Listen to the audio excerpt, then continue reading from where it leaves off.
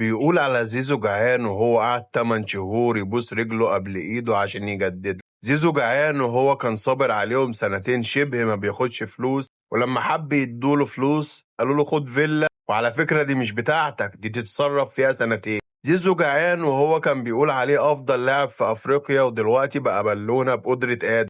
زيزو جعان وهو مش عارف يبطل كلام عنه لحد النهارده. ده انت لو قاصد تقولي انه تعبك لحد النهارده مش هتعمل كل ده. يا اخي شوف لك قصة تانية، شوف الاهلي وجمهور الاهلي عملوا ايه مع اسامة ابو علي مثلا، وهو هداف الدوري وواحد من هدافين كاس العالم، واللاعب اللي ما جاش زيه في النادي الاهلي من فترة كبيرة قوي، اللي لما كان بيجي لنا فاول على ال 18 ولا قريب من ال 18 في وجود اسامة ابو علي كنا بنحسبه كانه بيلن. شوف الاهلي عمل ايه مع اسامة ابو علي لما حب يقول له انا النجم وكفايه كده يا اهلي، قال له مع الف سلامه، والجمهور الواعي الفاهم كان في ظهر النادي وقال له مع السلامه يا وسام. بلاش تديهم الفرصه انهم يشتغلوك وكل شويه يلاقوا لك اشتغاله جديده عشان يداروا بيها فشلهم، عشان يداروا بيها انهم ضيعوا فرصه كبيره قوي يبنوا بيها نادي الزمالك من جديد. زيزو رفضوا يبيعوه بحوالي 6 مليون دولار وسابوه لما مشى مجانا.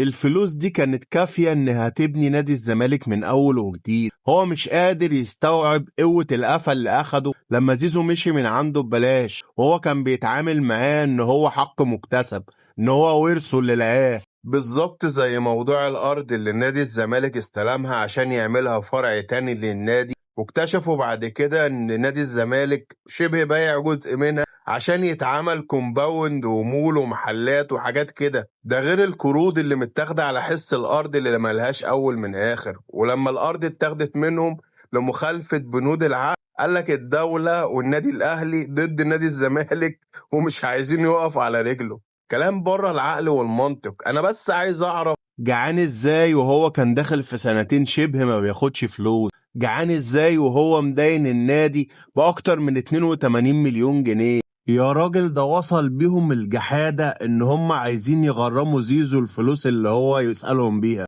اللي هو انت مشيت من عندنا خلاص مالكش فلوس عندنا بقى يا عم زيزو. بس السؤال هنا بجد، هل زيزو فعلا هو اللي جعان ولا انت اللي نصاب ومش قادر تستوعب القفا اللي اداهولك؟ عملت كل حاجة واتنازلت عن الفلوس دي كلها عشان ما يروحش الاهلي بذكائك الخارق، وفي الاخر راح الاهلي ببلاش. والله عيب يا عم.